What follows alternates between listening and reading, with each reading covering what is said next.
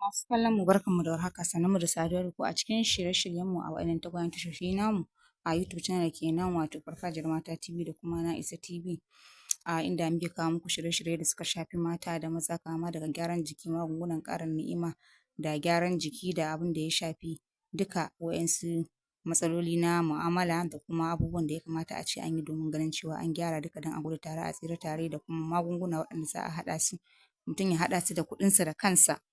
a kuɗi ƙalilan kuma ya yi amfani da su waɗanda ba sa cutarwa ga lafiya sai dai su ƙara inganta ta, abin da Bahaushe yake cewa cikin lafiya baka lafiya. Kuma muna duba game da abubuwa na yau da kullum da suke faruwa a cikin al'umma, kama daga labarai ko kuma abin da ya shafi duniyar Kannywood da ma abubuwa makamantan waɗannan,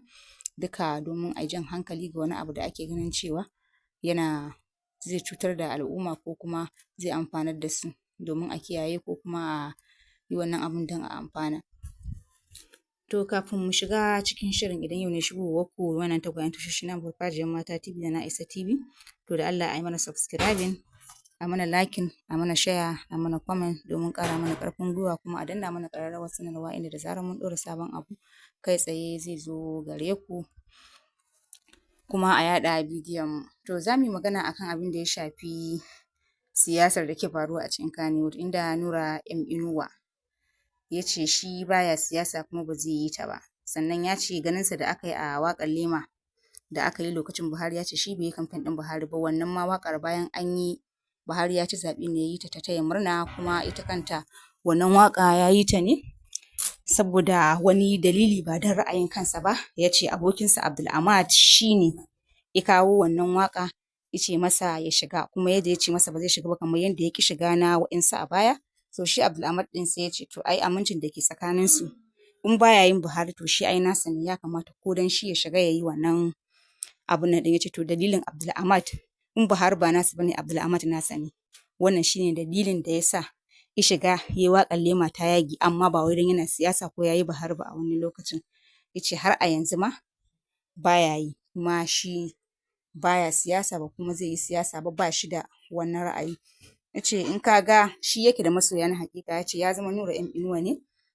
ya ɗaukaka ba da siyasa ba. Sannan kuma ya ce da yawa daga cikin wasu 'yan siyasan ya fi su suna, ya fi su mutane. Ya ce domin duk wani ɗan siyasa da zai ce yana da wani mutane nasa na kansa, ba wai shi suke so ba, amma shi masoya ne da shi na haƙiƙa. Kuma ya ce su kansu 'yan siyasan idan sun tashi ko da biki suka tashi na 'ya'yansu, ba sa gayyato mawaƙin siyasarsu ya zo ya yi musu waƙa, sai dai su su gayyaci irinsu, in ji shi Nura M Inuwa. Sabida haka ya ce shi baya siyasa kuma ba zai yi ba. To kun ji dai wannan bayani na Nura M Inuwa. Idan yau ne shigowarku na farko, da Allah ko kuma in kun ji daɗin bidiyon mu, a yi mana subscribing, a yi mana share don wasu amfana kuma a yaɗa, sannan a yi mana liking, sannan kuma ku danna ƙararrawar sanarwa inda da zarar mun ɗora sabon abu zai zo gare ku kai tsaye. Muna kuma buƙatar ra'ayoyinku, me kuka ce game da wannan a sashenmu na faɗar ra'ayi wato comment section. Muna godiya da kallon shirye-shiryen Farfajiyar Mata da kuma Na'isa TV.